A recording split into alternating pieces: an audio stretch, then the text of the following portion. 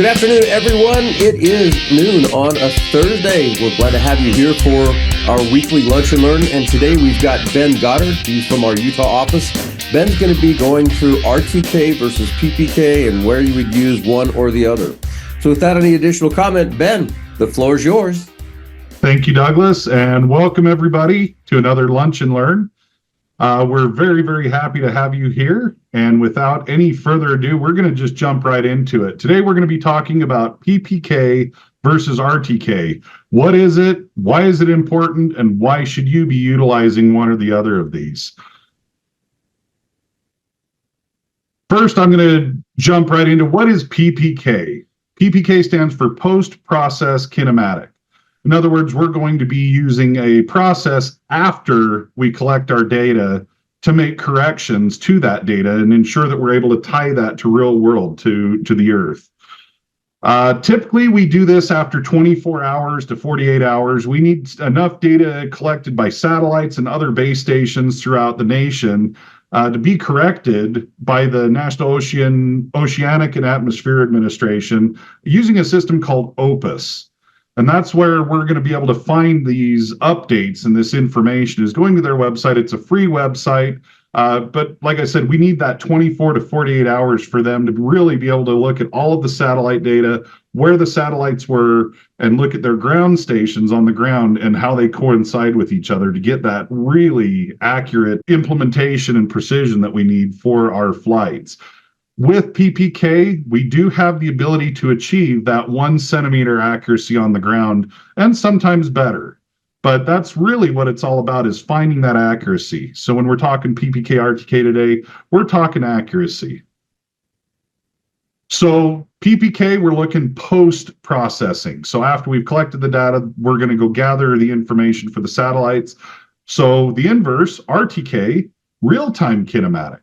This is a process by which we are gathering all of that satellite data and all of the corrections in real time, and it's being applied to my drone or to my rover unit, whatever device I'm using at the time right now. It's an instantaneous correction. It is being recorded in real time on my photos, on my GPS data that I'm collecting, and there's no post-processing that is required once I have the RTK system. Again, because we are using that real-time corrections, we're able to get that centimeter accuracy and sometimes better. In order to do these, the PPK or the RTK, we do have to have a base station. So what is a base station when we talk about this? Base station is a singular unit or a group of GNSS receivers that are placed strategically to observe satellites. Typically, if I'm going to be using a portable GPS unit, I'm going to set it for a minimum of 2 hours. I need that base to cook. I need it really to get really accurate satellite data. I need it to know precisely where it is on the ground. As we're setting these up, we know its height above the ground and we know its general location. We're just trying to get all those satellites to talk to that base unit and really tell it exactly where it is in space. And from that, we are going to be able to produce a RINEX file that gives us the XYZ value of exactly where that base unit was. Any of our rovers are now going to talk to that base unit. And we'll get into that here in just a little bit. But some really good examples of base units are the StoneX S980 Plus, which has been a wonderful addition to our the LiDAR Pros tool set, and has allowed us to really advance our game when it comes to precision and accuracy. Others that are out there from Leica, Topcon, Trimble, just to name a few. But there are a lot of different GPS base stations out there. You can give us a call or email us at myhelp@thelidarpros.com. We'd be happy to walk you through the differences and why we choose the base units that we do. When we're working with RTK system, a lot of times you might hear the term NTRIP come up, which is Network Transport of RTCM via Internet Protocol. Kind of a mouthful there. It's why we just kind of shorten that down to NTRIP. But it's a network collaboration between RTK nodes that are scattered around the country. So these nodes are fixed nodes that have been there receiving satellite data for lengthy amounts of time. And there's different hertz and different frequencies that they're talking at. We like to go for the 1 hertz frequency, the most refreshed frequency, or the highest accuracy frequency that's being out there. Basically, they're typically a subscription-based solution. Just check with your state or your counties. Usually it's a state entity that maintains those. I know here in the state of Utah, it's UDOT that maintains our NTRIP system. It's a simple phone call or logging into their network on the computer system. Small little fee gets you 1 year access to it. You're able to tie into that and really boost your abilities to have that RTK in real time. Again, some examples of the NTRIP down at the bottom here, the SmartNet or the Utah VRS system. Nevada has their own system that's set up through I believe it's through Nevada Water Conservancy District. So just check with your states. Not all states are going to have them, and some states might share amongst multiple states. NTRIP and RTK together are going to give us the highest immediate accuracy possible. RTK base station receiver is set to a known latitude, longitude, and elevation when it is set up. The base receiver is continuously observing those satellites, and it calculates its position corrections and then sent via a mobile receiver. That could be your rover, that could be your drone, and it's usually set up as once per second to receive data. With that 1 time per second or once a second that it's rechecking those satellite corrections, very, very precise, very, very accurate, going to give us a ton of data that allows us to really hone in and get that centimeter or better accuracy that we're searching for. Once we have this, the location data is time-stamped and stored as an image, a lat long and time format, to every photo that we take, to every measurement that we take, and then it'll be used and processed by a variety of different software applications for post-analysis. We're going to use these for as-builts, for topos, progress reports, cut, fill, stockpiles. Man, the list goes on and on. The fact of the matter is, it's going to timestamp and give us lat long and elevation on every single measurement that we take, regardless of what instrument we're using as that rover. So how does this work? So if I am just flying my drone and I have no other information coming in, my controller is talking to my drone. My drone is communicating with satellites, and I might have 10, 12, 16 satellites that I'm talking to. So it's going to be fairly accurate, typically within about 3 meters, but it's not that accurate. So we call it somewhat accurate, or it's good. But when we're talking survey, construction, even on our DPS side, looking at accident reconstruction or crime scenes, good's not always great. That brings us to better. So now we want to add in an NTRIP system.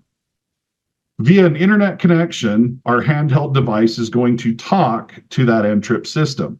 Again, that NTRIP system has fixed devices on the ground that are constantly talking to the satellites, and they've been there for days, months, years, decades. So very, very accurate. Our connection to that NTRIP system then gets broadcast from our receiver back up to the drone. So we're giving one set of correction data to the drone via NTRIP. Well, the drone is still talking to the satellites itself. So the satellites are sending a correction to the drone. So we have 2 different locations correcting that drone. This gives us better. Now we're going to be in that sub 1 meter accuracy. We're starting to get down to where it's usable data and usable accuracy. Now, the best that we can have is kind of a combination of all of the above that we've discussed. We're going to have NTRIP, we're going to have our own base station set up, and then the drone, the satellites, and our receiver. In this case, our receiver is talking to the base station. The base station is getting correction data from NTRIP. That connection between our receiver and the base station then gets sent up to our UAS or to our rover unit. And then our rover unit, again, is talking to the satellites. So now we have 3 different locations speaking to the satellites to give us the very, very best triangulation possible. And again, reach those centimeter or better accuracies. This is phenomenal for us. And this is how we're able to get survey accuracy or construction accuracy that we require in a lot of the things that we need for topos, for altas, as-builts, or the likes thereof. Once we're all finished and we're looking at the outputs, what are we looking at? So from an aerial drone, we're going to have our JPEG images, all of which are stamped with that, again, that XYZ value, that northing, easting, and elevation. It's going to have an observation file and it's going to have a navigation file attached to it. So we're going to be able to know exactly where those photos were taken, when they were taken, and exactly what path the drone took. From a base station, we have the observation file. We know that that base station sat right here for X amount of hours and was able to collect and be within a certain degree of accuracy. With RTK, because it's coming from fixed networks when connected to an NTRIP system, the information is embedded in the images and stays with the files. If we do use a PPK system, the data that is acquired by the drone using GPS has its own stored metadata. But after that 24 to 48 hours, once we go into the NOAA website and pull that RINEX file or the observation file from them, now we make corrections. So what we think might have been here originally is actually over here, and can vary. And we'll see that here in the next slide.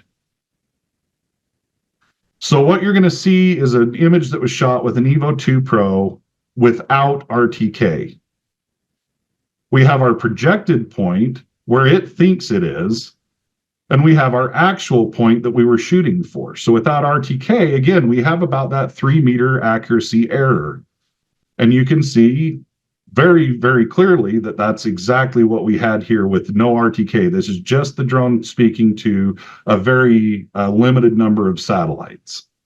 If we add in RTK correction, we notice our projected point and our actual point get a lot closer together. Now we're in that meter or sub-meter accuracy level, just by adding RTK. Let's see what happens once we add that NTRIP system in and we have the whole network working in our favor. So this has all been corrected using an NTRIP system. Our actual point and our projected point are nearly right on top of each other. Again, we're down to that centimeter or better accuracy. So as you can see, RTK, PPK, very, very important. Which is the right one for you? Well, it depends on your workflow. It depends on your drones that you have, and it depends on what sites you're working in. Sometimes RTK might not be available based on just the devices that you're using, and you need to use PPK. There's no right or wrong. Again, with either way, we can get that sub-centimeter accuracy.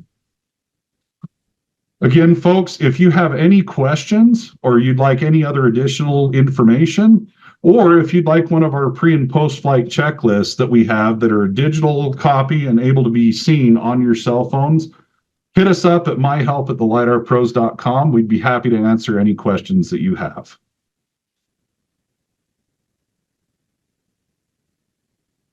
Douglas, I don't know if we have any questions coming in. I haven't seen, pardon me, Ben, I haven't seen anything come through on the Facebook page just yet, and nothing in this particular call out that we've got here. But we do have a couple of other lunch and learns that are coming up. I'll share with folks that we're off for the next couple of weeks due to holidays and vacation. But we do have coming up on July 11th our ground control, using ground control points, how, when, where, and why we use them.